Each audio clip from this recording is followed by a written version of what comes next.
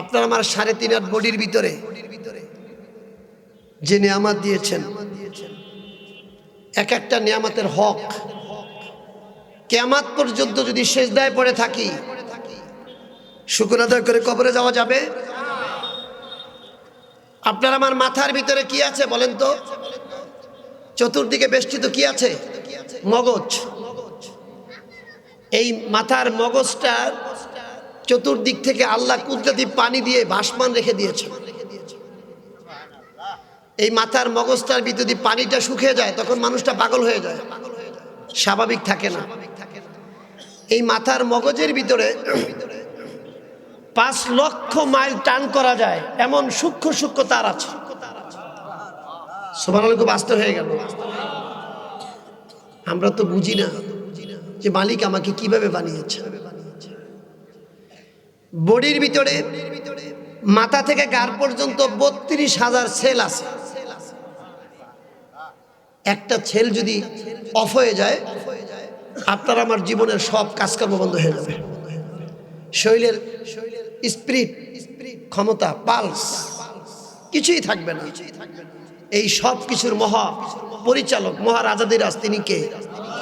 আরো জোরে বলেন। দাড়ি পাকাই দিল কে? আরে যুবক, সেলিব্রিটি নিজের চেহারা টিকে থাকার জন্য কত চেষ্টা করি, কিন্তু এক সময় অটোমেটিক দাড়ি গজিয়ে পেকে যায়। পৃথিবীর কোনো বিজ্ঞানী নাই দাড়ি গজান ফিরাতে পারে, দাড়ি পাকান ফিরাতে পারে, বার্ধক্য ফিরাতে পারে। সুতরাং কেন সেই রবের বিরুদ্ধে, নবীর বিরুদ্ধে দুশ্মনী করে আমাদের জীবনকে ধ্বংস করে দিচ্ছি? যেই রবের কাছে আমাদের ফিরে যেতে হবে, যার কাছে, যেই রবের সামনে পৃথিবীর কোনো শক্তি আপনাকে আমাকে সুপারিশ করে বাঁচাতে পারবে না। পারবে? কথা বলেন। এক বিশেষ কৃপা দিয়ে সেই মহান রব যদি আপনাকে আমাকে ক্ষমা করে দেয়, জান্নাতে যেতে পারবো। নতুবা আজীবন ইবাদত করেও যদি আল্লাহর কৃপা না থাকে, দয়া না থাকে, জান্নাতে যাওয়া যাবে না। প্রিয় হাজিরিন, আমরা সেই আল্লাহর গোলাম। আমরা কার গোলাম? গোলামের ঘরের গোলাম। আমাদের নবী বলছেন, ইন্নী আব্দুল্লাহ, আমি আল্লাহর গোলাম। সুবহানাল্লাহ। আমরা অনেকেই অনেক কিছু ভাবি, এই পৃথিবীর ক্ষমতার মস্তদে বসে আল্লাহকে ভুলে যায়। সকল ক্ষমতার মালিককে, সেই মহারাজাদিরাজ রাজসিংহাসনে বসে আছেন। তিনি এমন মহারাজাদিরাজ, 7 তবক জমিনের নিচে, আসমান থেকে 7 তবক জমিনের নিচে একটা পিপিলিকা হাঁটে। সেই পিপিলিকার পায়ের আওয়াজটা আল্লাহ নিজে শুনতে পান। আজ পর্যন্ত পৃথিবীর কোন বিজ্ঞানী একটা পিপিলিকার পায়ের আওয়াজ শুনতে পেরেছে? এরকম কোন মেশিন আবিষ্কার করতে পেরেছে? কথা বলেন। অথচ এই পিপিলিকার কথা কোরআনে আছে কি নেই? এই পিপিলিকার উপর গবেষণা করে নোবেল পুরস্কার পেয়েছেন, কিন্তু আমরা মুসলমানেরা সেই কোরআনের কাছে যেতে পারি না। আমরা মহাগ্রন্থ আল কোরআন, মহাবিশ্বের মহাবিস্ময়কর মহাগ্রন্থ আল কোরআন, সেই মহামানবের প্রতি যিনি নাজিল করে দিয়ে গোটা উম্মতে মুহাম্মাদীকে ধন্য করে দিয়েছেন, সেই কোরআনের মাহফিলে আসতে পেরে আমরা ধন্য হয়েছি। যতক্ষণ বসে থাকবেন আল্লাহর মেহেরবানি, আসমান থেকে সাকিনা বর্ষণ হতেই থাকবে। সুবহানাল্লাহ। গুনাহ মাফ হতে থাকবে। বাড়িতে যাওয়ার আগে, সহিহ নিয়তের ভিত্তিতে ঢোকার আগে আল্লাহ তাআলা গুনাহ মাফ করে দিবেন। সুবহানাল্লাহ। দুরূদ ও সালাম পেশ করছি বিশ্ব মানবতার নবী, বিশ্ব মানবতার ইসলামী স্টেটের মহান মডেল, মহান নায়ক, ইসলামী রাষ্ট্র কায়েম করার, ইসলামী রাষ্ট্র কিভাবে পরিচালনা করতে হয় তার সফল রাষ্ট্রনায়ক, বিশ্ব মানবতার মুক্তির অগ্রদূত, বিশ্ব মানবতার গ্যারান্টি, যার সুন্নাতের ভিতরে রয়েছে মানবতার মুক্তি, সেই বিশ্বনবী মুহাম্মদ রাসূলুল্লাহ সাল্লাল্লাহু আলাইহি ওয়াসাল্লামের প্রতি দুরূদ ও সালাম পেশ করছি। জোরে বলি সাল্লাল্লাহু। প্রিয় হাজিরিন, আমরা বলেছি আলহামদুলিল্লাহি রাব্বিল। সূরা ফাতিহা পড়ি কি পড়ি না? প্রথম শব্দটার ভিতরে কয়টা বর্ণ আছে? 5টা বর্ণ আছে। আলহামদুল কয়টা বর্ণ? 5টা বর্ণ। আলহামদুলিল্লাহ। মুমিন বান্দারা যখন নামাজে দাঁড়িয়ে যায় আল্লাহর শুকরিয়া আদায় করার জন্য, যখন বলে আলহামদুলিল্লাহি রাব্বিল আলামিন,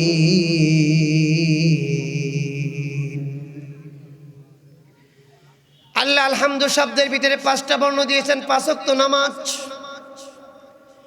লিল্লাহি 3টা বর্ণ আছে, 5 আর 3 হলো 8। রব্বিল আলামিন, রব 2টি শব্দ আছে, 8 আর 2 10। আর আছে আলামিনের ভিতরে আছে 8টা বর্ণ, মোট হলো 18টি বর্ণ। বান্দা যখন বিনা শর্তে আল্লাহর সামনে দাঁড়িয়ে সূরা ফাতিহার শুধু আলহামদুলিল্লাহি রাব্বিল আলামিন বলে, 18টি বর্ণর কারণে 18,000 কায়নাত মাখলুক সৃষ্টি করেছেন। তামাম মাখলুকের সওয়াবগুলো আল্লাহ বান্দার আমলনামায় পৌঁছে দেয়। সুবহানাল্লাহ। যদি নামাজের মতো নামাজ পড়া যায়, সিজদার মতো সিজদা দেওয়া যায়, হালাল রুজি খেয়ে যদি ইবাদত করা যায়, ওই ইবাদতে ডাইরেক্ট অ্যাকশন হয়ে যাবে। যারা বলেন ঠিক কিনা? আজকে বিশ্বের মুসলমান আমরা নির্যাতিত, নিপীড়িত। একটা কারণ হলো আল্লাহ তাআলা আমাদেরকে সেই আসমান থেকে কোরআন দিলেন। আজকে মুসলমানেরা কোরআনের কাছে এসে কোরআনকে গবেষণায় কাজে লাগায় না, কোরআন পড়ে না, কোরআনের কাছেও আসে না, কোরআন নিয়ে গবেষণা করে না। অথচ এই কোরআন আল্লাহর পক্ষ থেকে নবীর প্রতি 300-এর উপরে মুজিজা ছিল। এর ভিতরে বিশ্ব মানবতার জন্য সর্বশ্রেষ্ঠ মুজিজা হলো মহাগ্রন্থ, মহাবিশ্বের মহাগ্রন্থ আল কোরআন আল্লাহ নাজিল করে দিয়েছেন। সুবহানাল্লাহ। এই কোরআন হলো গোটা মানবতার জন্য। আল্লাহ বলে দিলেন কোরআন ছাড়া কোনো হেদায়েত নাই। জোরে বলেন ঠিক কিনা? কেউ যদি কোরআন ছাড়া খাজা বাবার কাছে হেদায়েত চায়, হেদায়েত পাবে কিনা? কথা বলেন। কেউ যদি কোনো নেতার কাছে হেদায়েত চায়, কোরআন ছাড়া হেদায়েত পাবে না। আল্লাহ নিজে বলছেন হুদাল্লিল মুত্তাকিন।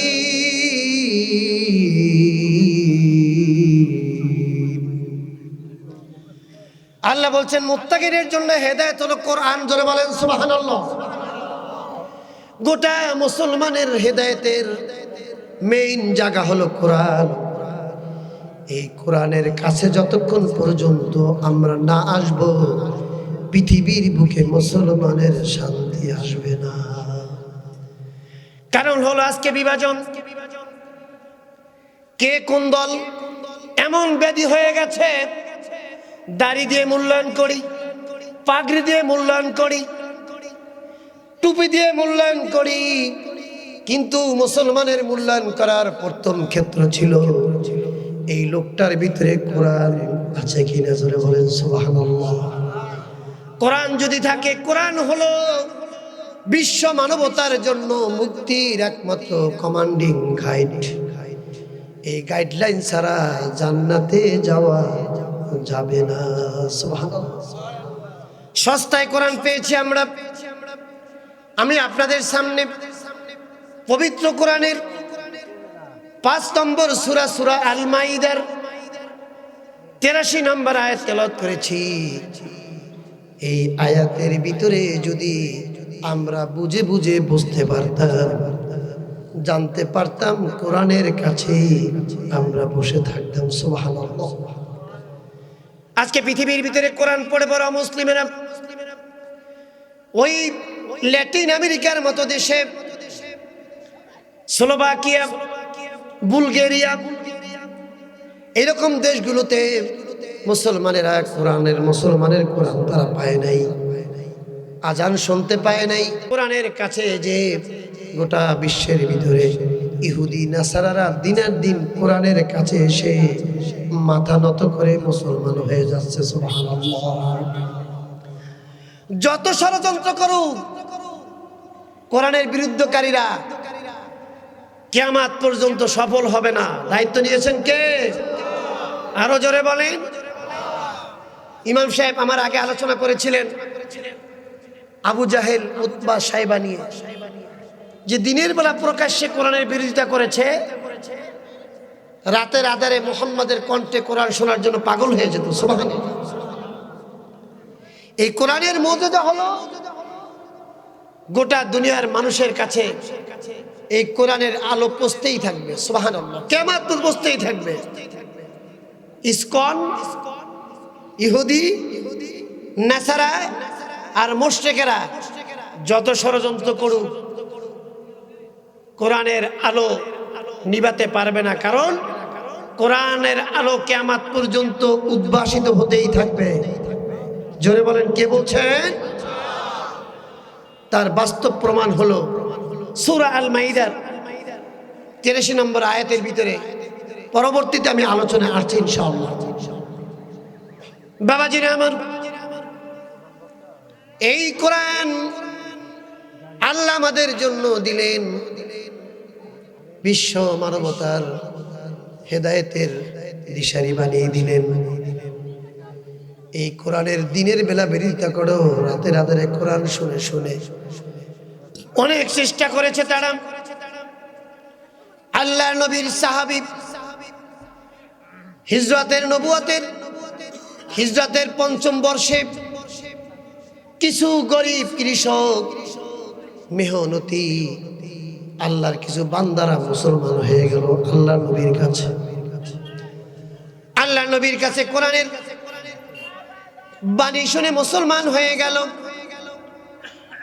এরা মুসলমান হওয়ার পরে আল্লাহর নবীর কণ্ঠে কোরআন শুনে আল্লাহর নবীর কোরআনের কাছে এসে আল্লাহর নবীর চেহারা দেখে আল্লাহর নবীর মার্জিত বিনয়ী মাধুর্য চরিত্রে বিমোহিত হয়ে এরা দিন গ্রহণ করলো। কিন্তু মক্কার ওই পেশি শক্তি আবু জাহেলের গোষ্ঠীরা নির্যাতন শুরু করে দিয়েছে। নামাজ পড়তে দেয় না, ইবাদত করতে দেয় না, নির্যাতনের স্টিম রোলার চাপিয়ে দিয়েছিলেন আল্লাহর নবীর কাছে। ওই জাফর ইবনে আবু তালিব, ওসমান বিন খাত্তাব, ওসমান বিন আফফান রাদিয়াল্লাহু তাআলা সহ অসংখ্য সাহাবী আল্লাহর নবীর কাছে আবেদন করলেন, ইয়া রাসূলুল্লাহ, আমরা তোমার দ্বীন গ্রহণ করলাম, কোরআনের কাছে মাথা নত করে দিলাম, কিন্তু আজকে মক্কার এই বিভীষিকা মুহূর্তে আমাদেরকে নামাজ পড়তে দেয় না, ইবাদত করতে দেয় না, আমাদের উপরে নির্যাতন স্টিম রোলার চালাচ্ছে।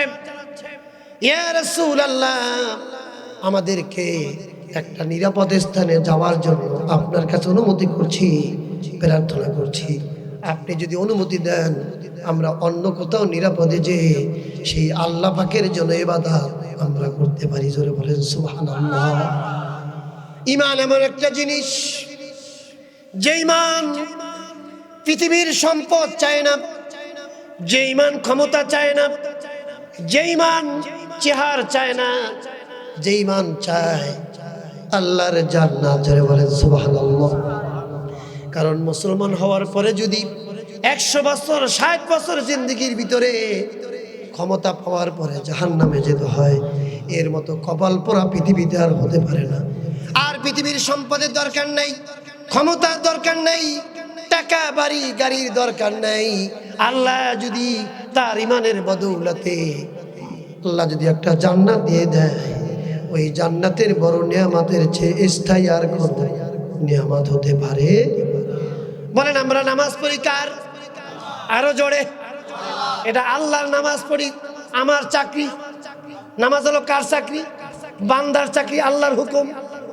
আল্লাহ চাকরির বিনিময়ে বেতন দিবেন কাল কিয়ামতের ময়দানে আমাদেরকে জান্নাত। সুবহানাল্লাহ। যেই জান্নাতের ভিতরে ঢুকলে জীবনের কোনো আফসোস আর থাকবে না। জোরে বলেন ঠিক কিনা?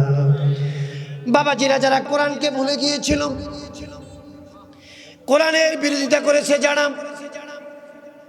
ইসলামের বিরোধিতা করেছে যারা, মুখে মুখে মুসলমান দাবি করেও এই বাংলাদেশের মাটিতে হক্কানি আলেম ওলামাদেরকে শান্তিতে থাকতে দেয় না। আছে কি নাই? জোরে বলেন।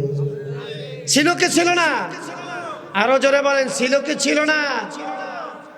কিন্তু আল্লাহ যাদেরকে এদেশে থাকার জায়গা ছিল না, যাদের কথা বলার পরিবেশ ছিল না, যাদের ঘরে থাকতে দেয়নি, যাদের সন্তান সন্ততির কাছে থাকতে দেয় না, যাদের, কিন্তু তারা আল্লাহর জমিন থেকে বাংলাদেশ থেকে পালিয়ে যায় নাই।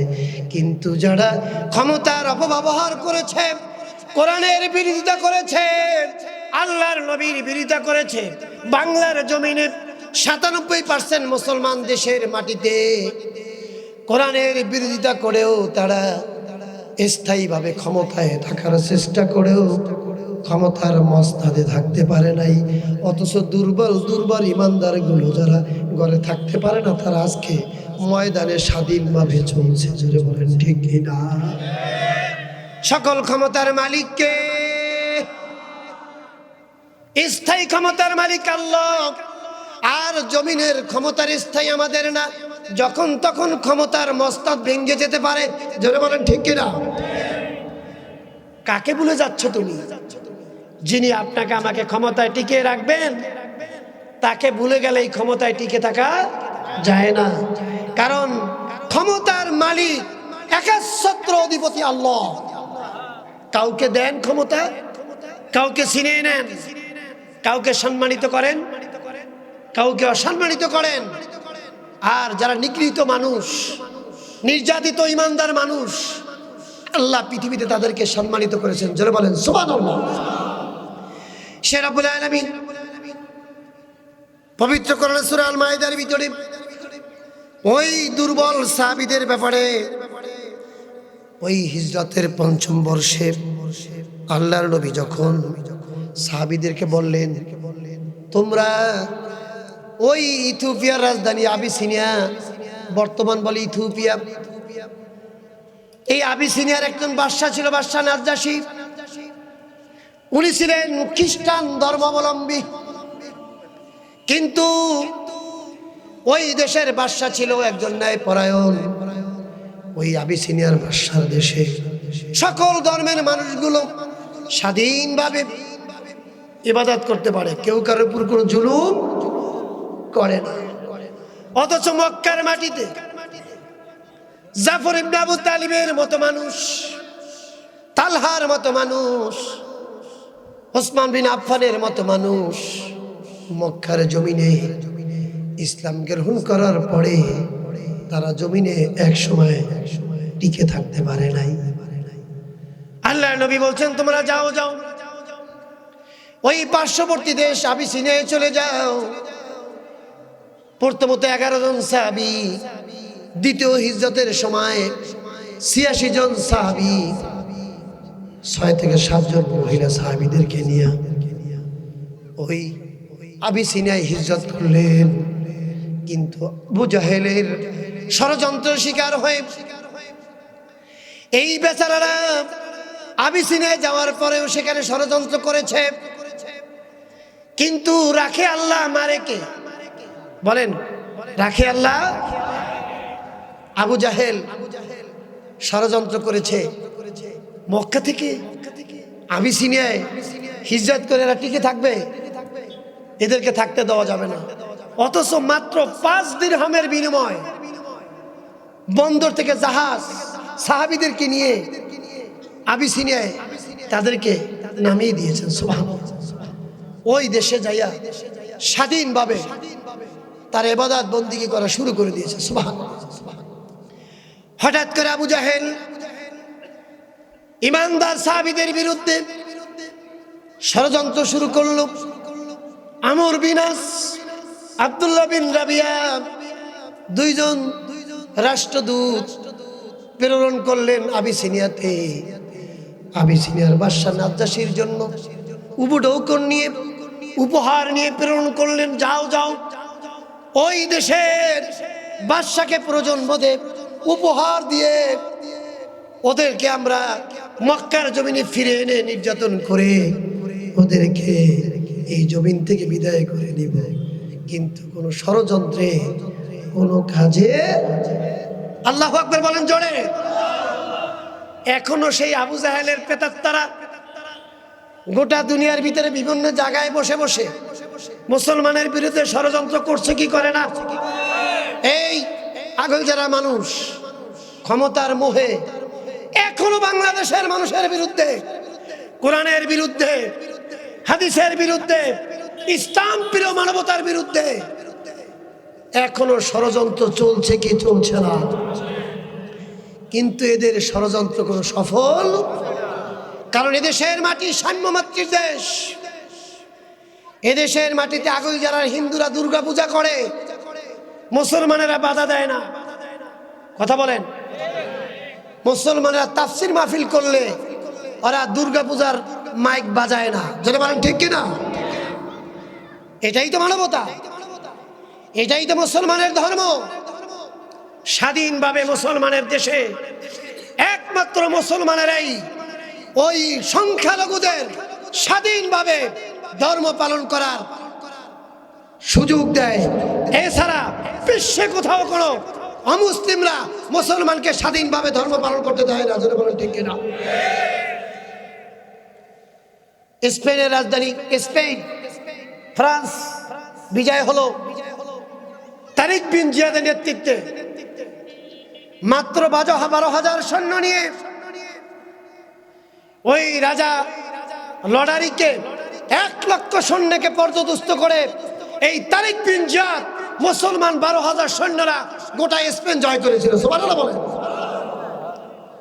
কিন্তু স্পেন 750 বছর দেশ শাসন করলো।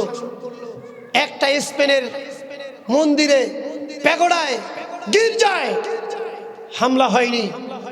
অথচ 20 শতাব্দীর ক্রান্তি লগ্নে গোটা বিশ্বে 250 কোটির উপরে মুসলমান ভারতের মাটিতে মুসলমানের মসজিদে বসে ওরা হিন্দুরা, ওই উগ্রপন্থী হিন্দুরা, ওই নরেন্দ্র মোদীর উত্তরসূরিরা মুসলমানদের সাথে বাংলাদেশে দাঙ্গা বাজানোর জন্য মসজিদে বসে নাচ গান করার চেষ্টা করছে।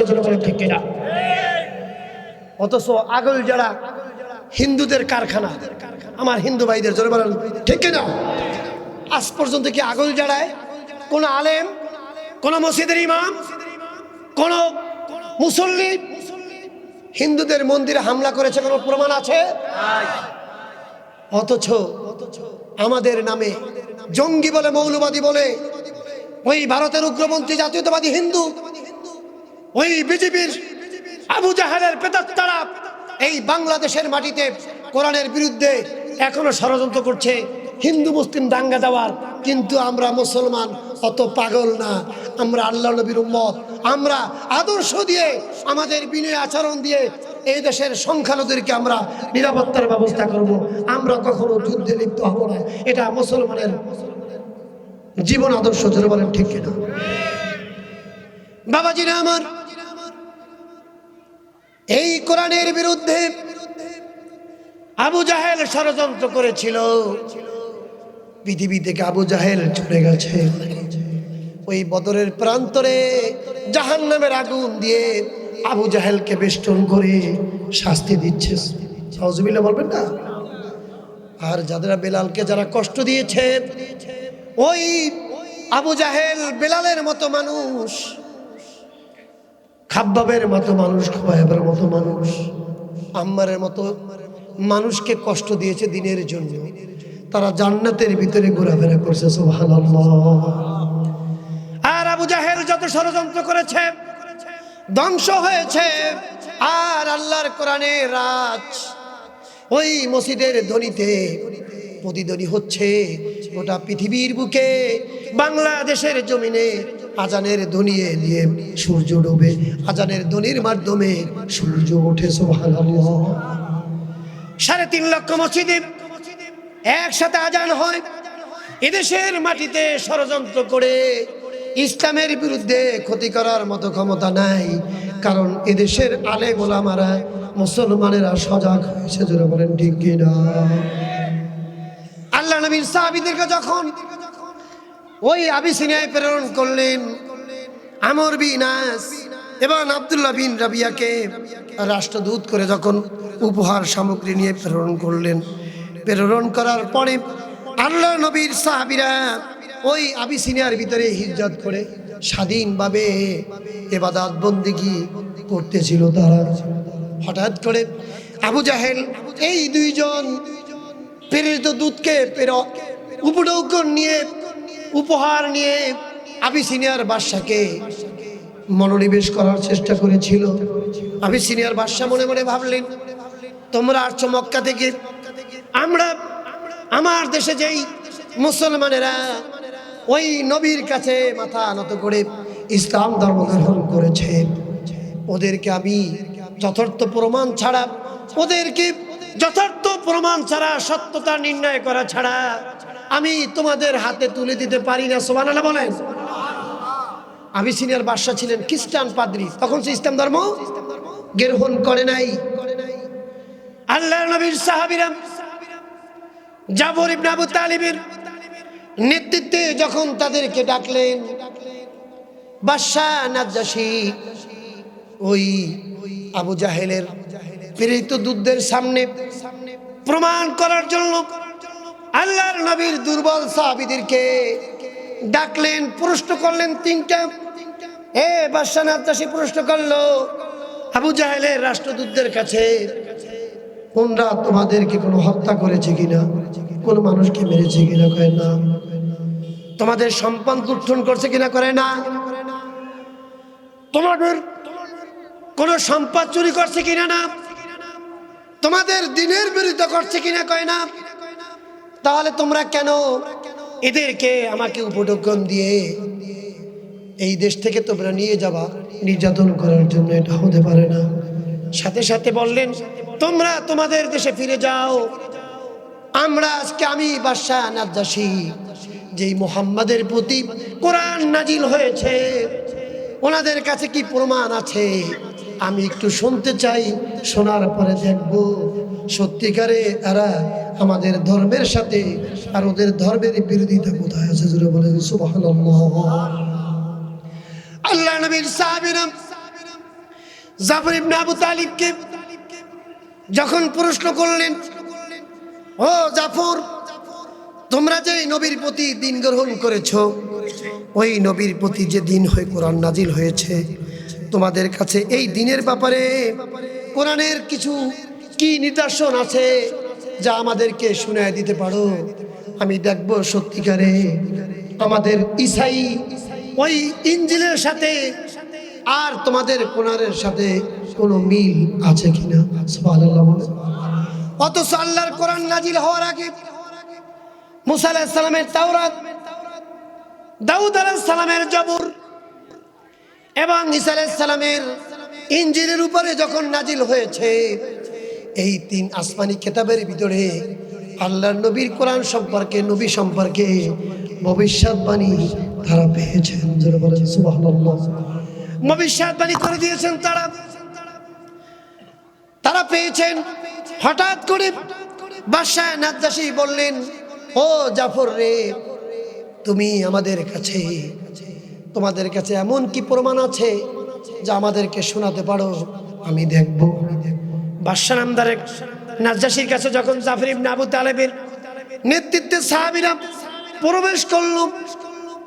প্রবেশ করার সময় ওই আল্লাহ নবীর সাহাবীদেরকে বাদশা নাজ্জাশীর অফিসার বর্গ, সভাকক্ষ ব্যক্তিবর্গরা বলছে, আমাদের বাদশার কাছে ঢুকতে হলে আমাদের বাদশার সামনে সিজদা দিতে হয়, তোমাদের কিন্তু বাদশার সামনে সিজদা দিতে হবে। আল্লাহ নবীর সাহাবী জাফর ইবনে আবু তালিব বললেন, আমরা এমন নবীর কাছে ইসলাম ধর্ম গ্রহণ করেছি যেই নবী আমাদেরকে শিক্ষা দিয়েছেন আমরা পৃথিবীর আল্লাহ ছাড়া কারো সামনে মাথা নত করতে জানি না। সুবহানাল্লাহ। মুসলমানরা মাথা নত করে কার কাছে? আরো জোরে বলেন। এক আল্লাহ ছাড়া পৃথিবীর কারো সামনে মুসলমানেরা মাথা নত করে না। বাদশা নাজ্জাশী বললেন আমাদের নবী শিক্ষা দিয়েছেন সালাম বিনিময় করা, তার মানে একে অপরকে সালাম দিয়ে আমরা সম্মান করি, কিন্তু এক আল্লাহ ছাড়া আমরা কারো সামনে মাথা নত করতে পারি না। আল্লাহু আকবার। আল্লাহ নবীর সাহাবীরা জাফর ইবনে আবু তালিব বসে গেলেন। বাদশা নাজ্জাশী ওই খ্রিস্টান তাওরাত কিতাব এবং ইনজিল কিতাবের দক্ষ পাদ্রীদেরকে কিতাব খুলে নিয়ে বসলেন। সুবহানাল্লাহ বলবেন না? এবার বাদশা নাজ্জাশী বললেন, ও জাফর, তোমাদের কাছে যে ওহী এসেছে, যেই ওহীর কাছে তোমরা মাথা নত করে দিয়েছো, সেই ওহী সম্পর্কে তোমাদের কাছে কি আছে আমাদের কাছে একটু তেলাওয়াত করে শোনাও। সুবহানাল্লাহ। জাফর ইবনে আবি তালিব দাঁড়িয়ে আল্লাহর কোরআনের মহাগ্রন্থ আল কোরআন থেকে সূরা মরিয়মের কতিপয় আয়াত যখন তেলাওয়াত করলেন, শোনার সাথে সাথে বাদশা নাজ্জাশী বললেন, জাফর ইবনে আবু তালিব যা পড়ল আর আমরা শুনলাম, আমাদের ইনজিল কিতাবের ভিতরে এই কথাগুলো হুবহু মিলে গেছে। সুবহানাল্লাহ। সূরা বলেন সুবহানাল্লাহ। হুবহু মিলে গেছে। এবার জাফর ইবনে আবু তালিব যখন আল্লাহর কোরআন থেকে এই আয়াত তেলাওয়াত শুরু করে দিলেন, আল্লাহর নবীর সাহাবী পড়লেন, ওয়া ইযা সামিউ মা উনজিলা ইলার রাসূলি তারা আয়ুনহুম তাফিদু মিনাদ দাম'i মিম্মা আরাফু মিনাল হক ইয়াকুলুনা রাব্বানা আমান্না ফাকতুবনা মা'আশ শাহিদিন। রব্বুল আলামিনের কোরআন বাদশা নাজ্জাশীর সামনে যখন তেলাওয়াত করলেন, ওই খ্রিস্টান পাদ্রীরা ইনজিল কিতাব করে বসে আছে, তাওরাত কিতাবের পাদ্রীরা পণ্ডিতেরা তাওরাত খোলা বসে আছেন। আল্লাহ নবীর সাহাবীর কণ্ঠে যখন কোরআন তেলাওয়াত শুরু হয়ে গেল, বাদশা নাজ্জাশী সহ ওই বৈঠকে ওই তাওরাত এবং ইনজিল কিতাবের পাদ্রীরা পণ্ডিতেরা যখন বসলেন, আল্লাহর নবীর সাহাবীদের কণ্ঠে কোরআন শোনার সাথে সাথে তাদের চোখ থেকে পানি বেয়ে বেয়ে বের হওয়া শুরু হয়ে গেছে।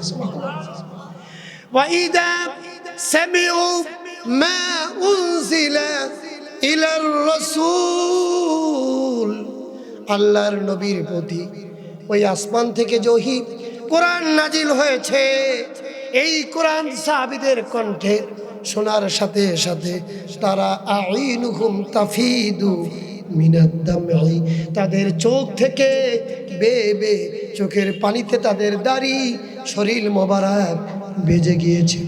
চিৎকার দিয়ে বলেন সুবহানাল্লাহ। এমন কোরআন ইভেন তাওরাত কিতাব খুলে যারা বসেছিলেন, ইনজিল কিতাব যারা খুলে বসেছিলেন, তাদের এই কিতাবের পৃষ্ঠাগুলো খ্রিস্টান পাদ্রীদের আল্লাহর কোরআনের সুর জঙ্কার শুনে শুনে চোখের পানিতে তাওরাত কিতাব পর্যন্ত তারা ভিজিয়ে ফেলেছিল। সুবহানাল্লাহ বলেন জোরে, আল্লাহু আকবার। এই কোরআন শুনে যখন তারা ইবন বাদশা নাজ্জাশী, তার দাড়ি ছিল বড় দাড়ি, চোখ বেয়ে বেয়ে দাড়ি মোবারক ভিজে তার শরীরের বক্ষ বুক পর্যন্ত ভিজে গিয়েছিল চোখের পানিতে। সুবহানাল্লাহ। এই কোরআন তো সেই কোরআন। এরপর তারা মিম্মা আরাফু মিনাল হক, তারা জাফর ইবনে আবু তালিবের কণ্ঠে কোরআন শোনার সাথে সাথে তারা শুনতে বুঝতে পেরেছে জাফর ইবনে আবু তালিব যা পড়েছে আর আমরা যা শুনেছি এটা সন্দেহ নাই, নিঃসন্দেহে এটা কোরআন সত্য। জোরে বলেন সুবহানাল্লাহ। আল কোরআনের পথ এই তো আসল পথ, বলেন আল কোরআনের পথ এই তো আসল পথ, অন্য পথে অন্য মতে নেই যে রহমত, আল কোরআনের পথ এই তো আসল পথ। ঠিক না বাবাজিরা আমার? বাদশাহ নাজ্জাশী যখন চোখের পানিতে দাড়ি মোবারক ভিজে গেল, বুক ভেজে গেল, তাওরাতের পণ্ডিতেরা চোখের পানিতে কিতাব ভিজে ফেললো। তারা বুঝতে পেরেছে এইটা সত্য, এর মধ্যে কোনো সন্দেহ নাই। সুবহানাল্লাহ বলেন। পৃথিবীর কিয়ামত পর্যন্ত একটা কোরআনের জের জবর নুক্তা এমন কেউ আছে পরিবর্তন করতে পারবে? চেষ্টা করেছিল বহুত, কিন্তু কেউ আজ পর্যন্ত একটা কোরআনের ভুল ধরতে পারে নাই। কিয়ামত পর্যন্ত কোরআনের ভুল ধরার ক্ষমতা কারো নাই, বরং কোরআনের ভুল ধরতে এসে সরাসরি কোরআনের কাছে মাথা নত করে দিয়েছে। চিৎকার দিয়ে বলেন সুবহানাল্লাহ। এরপরে ওই বৈঠকের ভিতরে বাদশাহ নাজ্জাশীর সহ আল্লাহর কালামের এত বড় মুজিজা বাদশাহ নাজ্জাশীর সামনে ওই খ্রিস্টান পাদ্রীরা, তাওরাত কিতাবের পণ্ডিতেরা একই সাথে বলে ফেলল, ইয়াকুলুনা রাব্বানা আমান্না ফাকতুবনা মা'আশ শাহিদিন।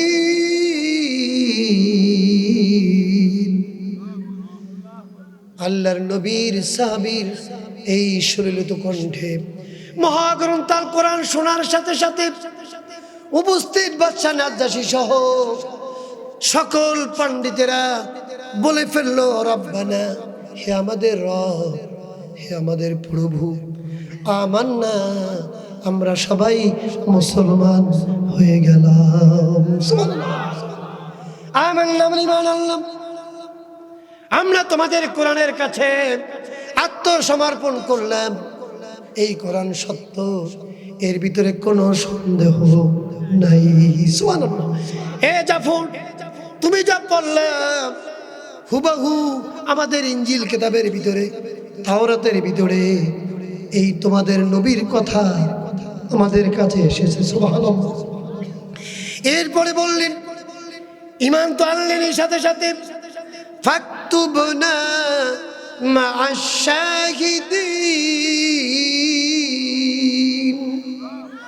তারা বলে ফেললেন, আয় রব, আমাদেরকে ওই মান্যকারীদের, ইমানদার সাহাবীদের, ইমানদার মুসলমানেরকে যেভাবে তুমি অন্তর্ভুক্ত করেছ, আমাদেরকে এই সাহাবীদের, ইমানদারদের অন্তর্ভুক্ত করে নাও। সুবহানাল্লাহ।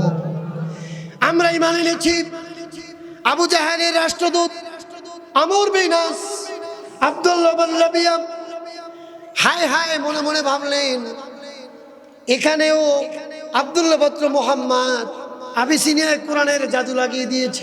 নাউজুবিল্লাহ বলবেন না? বাদশাহ নাজ্জাশীকে অনেক ভুল বোঝানোর চেষ্টা করেছিল। সর্বশেষ আল্লাহ তাআলা এই সাহাবীদেরকে মদিনায় হিজরত করে খায়বারের প্রান্তরে যখন দুর্গ দখল হয়ে গেল, নিরাপদে নিশ্চিন্তে আল্লাহর নবীর সাহাবীদেরকে খায়বারের দুর্গ দখলের আগে এই সাহাবীদেরকে ওই বাদশাহ নাজ্জাশী তাদেরকে প্রেরণ করলেন টাকা দিয়ে, পয়সা দিয়ে, এবং সাহাবীদেরকে নিরাপত্তা নিশ্চিত করার জন্য তাদের সাথে ওই তাওরাতের, ইনজিল কিতাবের পাণ্ডিত্যের কিছু ব্যক্তি যারা ঈমান গ্রহণ করেছিল তাদেরকে নবীর সাহাবীদের সাথে মদিনায় তাদেরকে প্রেরণ করে দিয়েছে। যারা বলেন সুবহানাল্লাহ। এবং তারা এমন ভাবে ঈমান এনেছিলেন, তারা বলেছেন, ওমা লানা লা নুমিনু বিল্লাহি ওয়া মা জাআনা মিনাল হক ওয়া নাতমাউ আন ইউদখিলানা রাব্বুনা মা'আল কওমিস সালিহিন। আল্লাহু আকবার বলেন। লা ইলাহা ইল্লাল্লাহ, লা ইলাহা ইল্লাল্লাহ, জোরে লা ইলাহা ইল্লাল্লাহ, লা ইলাহা ইল্লাল্লাহ, লা ইলাহা, লা ইলাহা ইল্লাল্লাহ মুহাম্মাদুর রাসূলুল্লাহ। আল্লাহু আকবার। আল্লাহ নবীর সাহাবীদের কণ্ঠে কোরআন শোনার পরে ঈমান আনলো। আবু জাহেলের ষড়যন্ত্র সব ধূলিসাৎ হয়ে গেল। কে করে দিলেন? আরো জোরে বলেন বাবাজিরা, জোরে বলেন যুবক ভাইরা। কোরআনের আয়াত শুনে তারা বলে ফেললো, ওয়ামা লানা লা নুমিনু বিল্লাহ, আমাদের কি এমন ওজর আছে, আমাদের এমন কি সমস্যা আছে, আমরা কেন ওই আল্লাহর প্রতি ঈমান আনবো না যাদের প্রতি ঈমান গ্রহণ করে এই ওহীর জ্ঞান দিয়ে আপনাদেরকে আল্লাহ নেককার বান্দাদের অন্তর্ভুক্ত করেছেন, জান্নাতের শুভ সংবাদ দিয়েছেন, আপনারা কেন এই সমস্ত লোকদের সামনে কেন ঈমান আনবো না? তারা বলে দিলেন, ওমা লানা লা নুমিনু বিল্লাহ, আমাদের কি ওজর আছে, আমরা ঈমান আনবো না আল্লাহর প্রতি। ওমা জাআনা মিনাল হক, আমাদের কাছে ওই সত্য এসেছে কোরআন, আমাদের কাছে যে কোরআন এসেছে সত্য, মহাগ্রন্থ কোরআন আসমান থেকে আল্লাহ নাজিল করে দিয়ে গোটা মুসলিম উম্মাকে, গোটা জাতিকে সম্মানিত করে দিলেন। এই ওহীর কাছে তারা মাথা নত করে বলে দিল, আমাদের কাছে সত্য এসেছে, আমরা এতদিন ছিলাম ভুলের ভিতরে, এখন যা শুনলাম আমাদের কাছে সত্য কোরআন এসেছে, কেন আমরা বিশ্বাস স্থাপন করব না? অতবার তারা বলল, আমরা আশা করব আইয়ুদখিলানা অনাতমাউ আইয়ুদখিলানা, আমরা আশা করব অচিরেই আল্লাহ আমাদেরকে মাল কওমিস সলিহিন, মাল কওমিস সলিহিন, নেককার বান্দাদেরকে সাথে আমাদেরকে অন্তর্ভুক্ত করবেন। জোরে বলেন সুবহানাল্লাহ। বাদশা নাজ্জাশী এবার যখন সকল ঈমান গ্রহণ করল, আল্লাহ নবীর সাহাবীদেরকে মদিনায় প্রেরণ করলেন। এবার জাফর ইবনে আবু তালিবের নেতৃত্বে আল্লাহ নবীর সাহাবীরা যখন মদিনা আসলেন, আল্লাহর নবীর কাছে আসলেন, আল্লাহর নবী মিষ্টি হাসি দিয়ে জাফর ইবনে আবু তালিবদেরকে, সাহাবীদেরকে স্বাগত জানালেন। সুবহানাল্লাহ বলবেন না?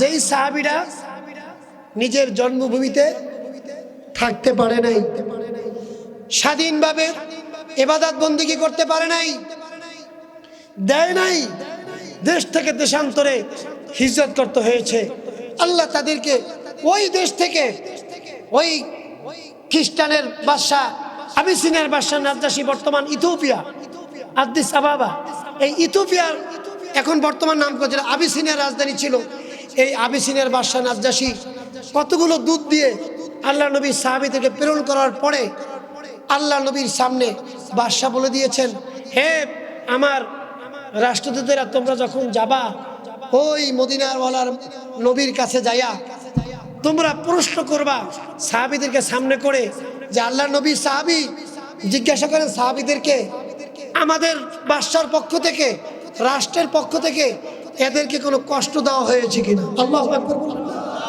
আর আমরা মুসলমান হয়ে একে অপরের শত্রুতা পোষণ করি, আমরা ভালো মানুষকে, কোরআনের মানুষদেরকে সম্মান দিতে জানি নাই, যে কারণেই আজকে আমরা টাকা দিয়ে, পয়সা দিয়ে, ক্ষমতা দিয়ে আমরা নিজের ঘরে কোথাও আজকে পালিয়ে পর্যন্ত থাকতে পারছি না। এর কারণ হলো একমাত্র কোরআনের সাথে দুশ্মনী করার কারণে। তোরা বলেন ঠিক কিনা? এই ইসকন